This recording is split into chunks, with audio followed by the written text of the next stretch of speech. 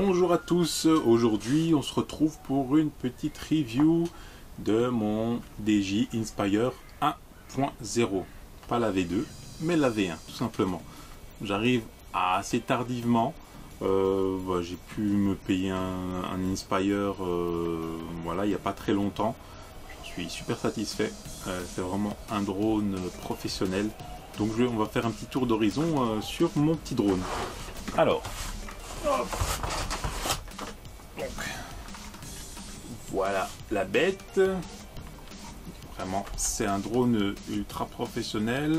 Donc, il fait son poids. Il y a des moteurs puissants. Avec la batterie que j'ai, donc moi je fais 18 minutes de vol en tout avec l'autonomie. Que dire de plus, qu'il est vraiment très pratique. Les bras sont en bas en position basse quand vous décollez, et automatiquement elle se relève quand vous êtes un peu plus en hauteur, en fait, vers les 2-3 mètres de hauteur. Ça donne, ça permet en fait à la caméra qui est ici, la caméra X3, hop, alors, la caméra X3 ici, d'avoir un aperçu à 360 degrés, clairement. Voilà, on peut tourner comme ça sur 360 degrés. Et à peine plus en haut, en plus, on peut arriver en butée sans avoir trop de problèmes et ne pas avoir le drone. Voilà, donc c'est vraiment une très bonne machine pour moi. La 4K elle est assez énorme déjà avec l'objectif X3, la caméra X3. Avec le X5 j'imagine que c'est encore beaucoup plus impressionnant. Pour moi j'ai pas d'intérêt à acheter une X5. Le prix et l'utilisation, je suis pas investi à 100% là-dedans, c'est pas mon métier de faire des vidéos de drone, j'ai pas de demande de clients, donc voilà, ça n'a aucun intérêt, c'est uniquement pour moi. Et vous avez la radio ici, donc une vraie grosse radio pour l'Inspire où vous pouvez mettre, donc moi je mets mon iPhone dessus, et vous pouvez mettre une tablette jusqu'au 10 pouces sans rallonge dessus, j'ai déjà testé. Et pour mettre les téléphones, c'est avec ces petits pieds là en fait, hop, et vous rebaissez dessus, voilà ce que ça donne avec un iPhone, c'est le 7 Plus tout simplement. Bon, la radio elle est vraiment une très grosse autonomie, je me rappelle plus, je crois que c'est 6 heures d'autonomie si je me trompe pas. Dessus vous avez le bouton pour lire les vidéos, enregistrer, ici c'est pour prendre les photos. Alors lire, enregistrer, prendre les photos, ici c'est pour contrôler l'inclinaison de la nacelle, et ici c'est pour contrôler l'ouverture de l'objectif comme d'habitude. Vous avez une prise ici c'est une mini HDMI, le Light Bridge, vous avez le port USB pour l'iPhone que vous branchez, avec lequel vous démarrez sur DJI Go. Ici vous avez le bouton Return to Home. Ici c'est pour baisser ou monter le train d'atterrissage, et pour allumer la radio, donc vous appuyez une fois et une autre fois long et c'est allumé. Pour l'éteindre, la même chose, une fois long. Voilà, parfait. C'est vraiment une bonne batterie, elle est bien conçue. C'est la même que la Phantom 1.0, mais en version bien améliorée en fait au final. Voilà. Moi je l'utilise, elle me convient parfaitement, surtout pour faire mes cadrages. Elle est vraiment au top. J'ai acheté moi en plus ce petit accessoire là, hop, vous voyez à l'intérieur, en fait c'est pour avoir plus de portée, mais pour moi c'est pas pour avoir plus de portée, c'est surtout pour ne pas perdre le signal avec le drone en fait, tout simplement. Voilà, avec ça au moins ça envoie le signal, c'est omnidirectionnel, donc ça envoie le signal plus vers le drone, Donc c'est plus rassurant pour moi de voler comme ça. Vraiment, ça fonctionne, clairement. Je vous donnerai le lien, je l'ai acheté sur Amazon, et je vous donnerai le lien dans la description.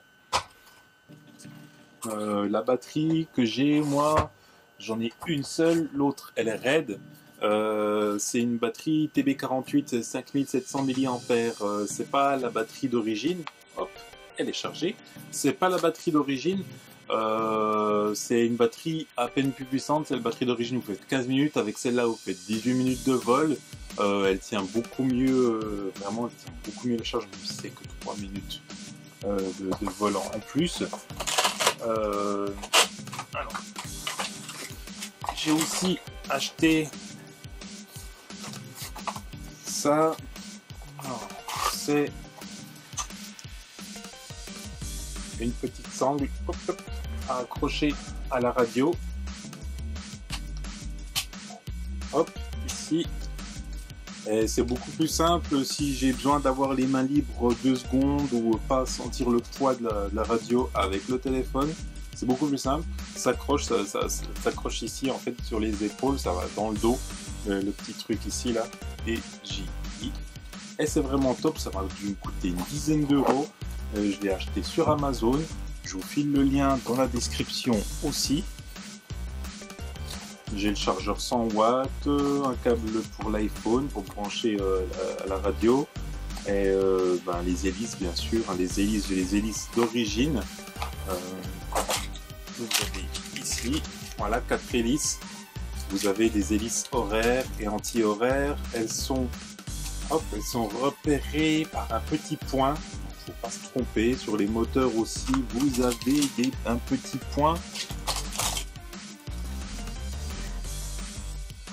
Hop, parfait. Alors, je ne sais pas si vous voyez bien en tout cas. Ici, là, on voit que en fait, il n'y a pas de point sur le deuxième que je vous ai montré. Et en plus de ça, moi, il y a le filtre d'origine qui est complètement transparent. Et après, il y a d'autres petits filtres ND, voilà, que j'ai ici. J'en ai monté un ici déjà sur la caméra, la X3, en fait. Vous pouvez voir, foncé, on ne voit pas l'objectif. Et comme je vole souvent par temps ensoleillé, l'été en plus, il y a beaucoup de lumière.